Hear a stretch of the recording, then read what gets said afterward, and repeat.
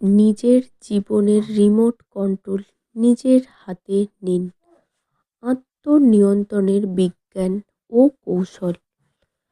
আপনি কি কখনো ভেবেছেন কেন আমরা জানি যে পড়তে বসা উচিত, তাও ঘন্টার পর ঘন্টা ফোন ব্যবহার করি?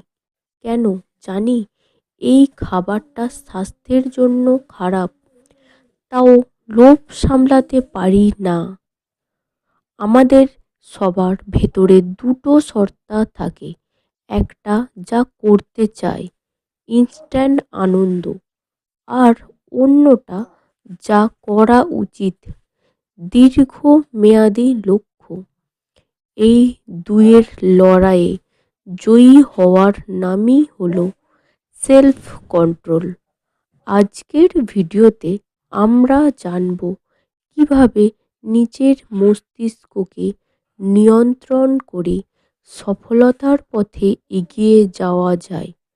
আত্মনিয়ন্ত্রণ আসলে কি? সেলফ কন্ট্রোল মানে কেবল না বলা নয়, এটি হলো আপনার বড় লক্ষ্যের জন্য ছোট ছোট সাময়িক আনন্দকে ত্যাগ করার ক্ষমতা। সাইকোলজিতে একে বলা হয় বিখ্যাত মার্শালো টেস্টের কথা ভাবুন। একটি বাচ্চাকে কিছু বাচ্চাকে একটি করে মার্শম্যালো দিয়ে বলা হয়েছিল, যদি তারা 15 মিনিট না খেয়ে অপেক্ষা করতে পারে তবে তাদের আরও একটি দেয়া হবে। দেখা গেছে যারা অপেক্ষা করতে পেরেছিল ভবিষ্যতে তারা জীবনে অনেক বেশি সফল হয়েছে। অর্থাৎ আপনার সফলতার হার অধিকাংশই নির্ভর করে আপনি কতটুকু ধৈর্য ধরতে পারেন তার উপর। আমাদের মস্তিষ্ক কিভাবে কাজ করে? আমাদের মস্তিষ্কে দুটি প্রধান অংশ এই লড়াই চালায়। এটি মস্তিষ্কের সামনের অংশ। এর কাজ হলো যুক্তি দেওয়া, পরিকল্পনা করা এবং আবেগ নিয়ন্ত্রণ করা। একে অপরের শরীরের সিইও বলা হয়। এটি আদিম মস্তিষ্ক।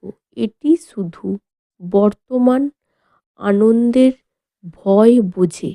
যখন আপনি চকলেট দেখেন বা গেমে আসক্ত হন, তখন এই অংশটি চিৎকার করে বলে, এখনই চাই।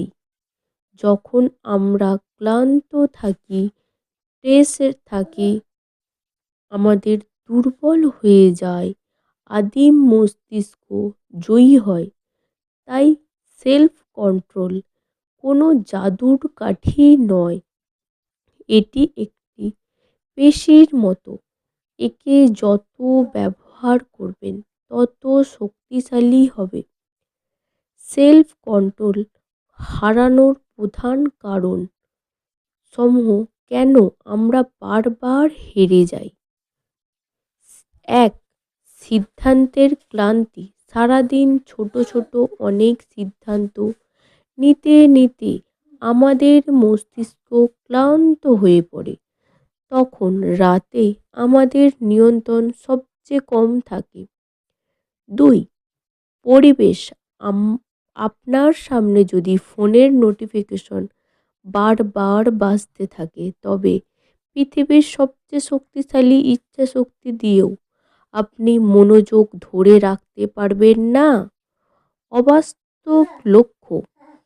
একদিনেই সব বদলে ফেলার চেষ্টা করলে মস্তিষ্ক বিদ্রোহ করে বসে। আত্মনিয়ন্ত্রণ বাড়ানোর 5টি কার্যকারী টিপস। 5 সেকেন্ডের নিয়ম। মেল রবিনসের এই নিয়মটি দারুণ কার্যকর। যখনই কোনো কাজ করতে আলসেমি লাগবে বা ভুল করতে ইচ্ছা করবে, উল্টে গণনা করা শুরু করুন 5, 4, 3, 2, 1 এবং সাথে সাথে কাজ শুরু করে দিন। এটি আপনার আদিম মস্তিষ্ককে ভাবার সময় দেয় না। পরিবেশ পরিবর্তন করুন।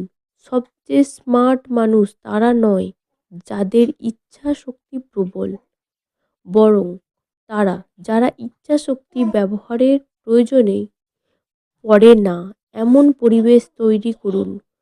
পড়তে বসলে ফোন অন্য রুমে রাখুন। ডায়েট করলে ঘরে জাঙ্ক ফুড রাখবেন না। 10 মিনিটের নিয়ম। যখনই কোনো কিছুর জন্য তীব্র লোভ হবে, যেমন সিগারেট, মিষ্টি বা গেম, নিজেকে বলুন আমি এটা করব। তবে 10 মিনিট পর দেখা যায় সেই তীব্রতা অনেকটাই কমে গেছে। পর্যাপ্ত ঘুম ও মেডিটেশন। মস্তিষ্কের সিইও কে রিচার্জ করার সেরা উপায় হলো ঘুম। আর প্রতিদিন 10 মিনিটের মেডিটেশন আপনার ফোকাস করার ক্ষমতা অনেক বাড়িয়ে দেয়। বা কারণটি স্পষ্ট রাখা, আপনি কেন নিজেকে নিয়ন্ত্রণ করতে চান। কেরিয়ারের জন্য, স্বাস্থ্যের জন্য।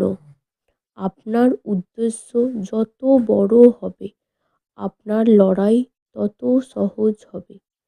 ভুল করলে নিজেকে ক্ষমা করুন। অনেকেই একবার নিয়ম ভাঙলে হাল ছেড়ে দেন।